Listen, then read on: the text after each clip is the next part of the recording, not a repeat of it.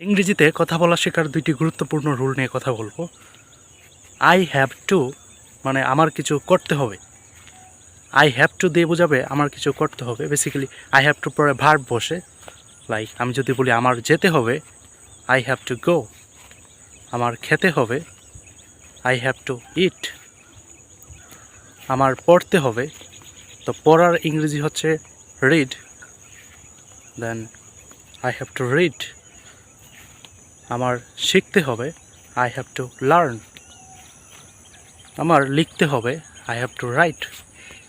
দেন বাক্য বড় করার বিষয়টা অনেক ইজি, আপনি খুব সহজে বাক্য বড় করতে পারবেন। লাইক আমি যদি বলতে চাই আমার একটি চিঠি লিখতে হবে, I have two write a letter. আমার একটি গল্প লিখতে হবে, I have two write a story. আমার আগামীকাল ঢাকায় যেতে হবে, I have to go two Dhaka tomorrow.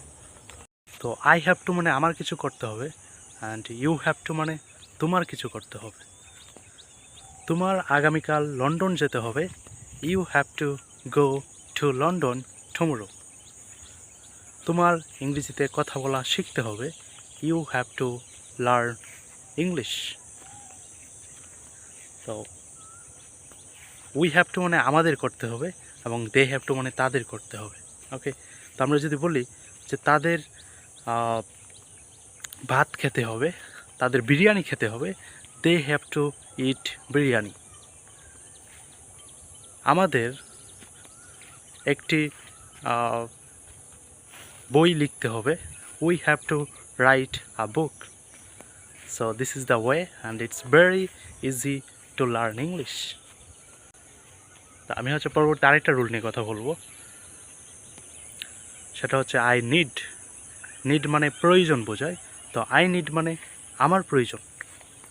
R I নিডের পরে থিংস আসে আর কি, জিনিস আসে যে কোনো। লাইক আমার একটি বাড়ি প্রয়োজন, আই নিড আ হাউস। আমার একটি গাড়ি প্রয়োজন, আই নিড আ কার। আমার একটি কলম প্রয়োজন বা দরকার, I need a pen. Okay, so I need মানে আমার প্রয়োজন। তেমনিভাবে তোমার প্রয়োজন হলে আমরা বলবো ইউ নিড। আমাদের প্রয়োজন উই নিড। তাদের প্রয়োজন দে নিড। ওকে, তো এটা হচ্ছে অনেক ইজি। আমাদের একটি ফুটবল প্রয়োজন, উই নিড আ ফুটবল। তাদের একটি বাড়ি প্রয়োজন, দে নিড আ হাউস। আমার একটি ব্যাগ প্রয়োজন, আই নিড আ ব্যাগ।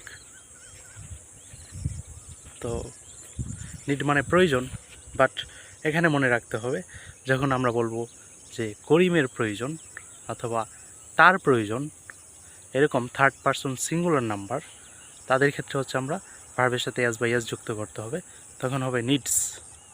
তো করিমের একটি কলম প্রয়োজন, করিম নিডস আ পেন। বাট যখন বলবো আমার একটি কলম প্রয়োজন, তখন আই নিড আ পেন। তোমার একটি কলম প্রয়োজন, ইউ নিড আ পেন। আমাদের একটি কলম প্রয়োজন, উই নিড আ পেন। তাদের একটি কলম প্রয়োজন, দে নিড আ পেন। কিন্তু যখন বলবো তার একটি কলম প্রয়োজন, হি নিডস আ পেন অথবা she needs a pen. So that's it for today. If you like this video, then you can share it on your timeline.